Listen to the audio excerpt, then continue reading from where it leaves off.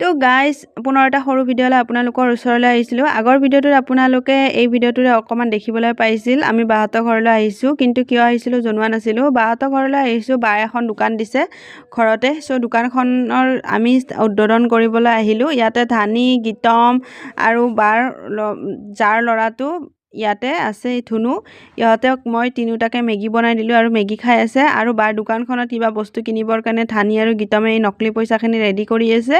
আৰু বায়ে আমাক প্ৰসাদ দি দিলে, ইয়াতে আমি প্ৰসাদখিনি খাই ল'লোঁ আৰু লগতে আমি গধূলিৰ চাহকাপ খাই ল'লোঁ। যিহেতু দিনত আমি 5টামান বজাত ভাত খাইছিলোঁ, সেইকাৰণে আমি 7টামান বজাত এনেকৈ চাহ একাপ খাই ল'লোঁ। আৰু যিটোৱে এনেকৈ ধেমালি কৰি আছে, নকলি পইচা লৈ কিবা কিনিব আহিছে, ধেমালি কৰি আছে ইয়াতে। ইয়াতে বাৰ আগতে এখন যিহেতু দোকান আছিলে, চ' দোকানৰ বস্তুবোৰ তাইৰ ঘৰতে আছিলে আৰু ঘৰৰ পৰা তাই কিছুমান বস্তু বিক্ৰীও কৰি আছিল। আৰু দোকানখন তাই কিবা কিবি কাৰণত মানে বন্ধ কৰিব লগা হ'ল। কি কাৰণত বন্ধ কৰিবলগীয়া হ'ল পিছত জনাম বাৰু।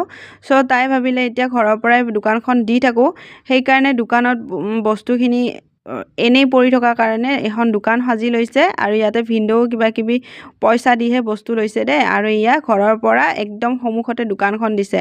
আৰু মোৰ মানুহজনে মানে মই ইয়াতে পনীৰ ভাজি আছিলোঁ, মানুহজনে মানে আহিছে। মানুহজনে মোক কেতিয়াও পাকঘৰত অকলশৰীয়া নকৰে, বহুত ভাল লাগে এনেকুৱা এজন মানুহ পাই মই অত্যন্ত সুখী। মানুহজনে মোক সদায় মানে কিবা এটা হয়তো শিকাব আহিব, নহ'লে মানে বনাই দিয়ে আধা। চ' মানুহজন যেতিয়া নাহে তেতিয়াহে মোৰ বহুত বেয়া লাগে। তাৰপিছত আৰু ৰাতি হৈ গ'ল, এতিয়া এইখিনি সময়ত বৰষুণো দিলে, সেইকাৰণে আমি এতিয়া বৰষুণ দিওঁ কৰি আছে আৰু এইখিনি সময়ত আমি ভাত খাব লৈছোঁ যাওঁ বুলিয়ে। কিন্তু আমি ইয়াতে আজি পনীৰ আৰু বুটৰ দালি বনাই দিলোঁ। মগজৰে বনাম বুলি কৈছিল, কিন্তু মই বুটৰ দালিলে বনাই দিলোঁ। আৰু মাংসও যিহেতু আছিলেই দিনৰ, তো আমি আমি কেইটাই মিলি ভাত খালোঁ। ভিনদেউ আৰু যিটোৱে এতিয়ালৈকে খোৱা নাই। ভাত খাই মেলি আমি বৰষুণ দিয়াৰ কাৰণে ৰাতি থাকিবলগীয়া হ'ল। ইয়াতে ধানীয়ে গীতমৰ কাপোৰ এযোৰ পিন্ধি লৈছে।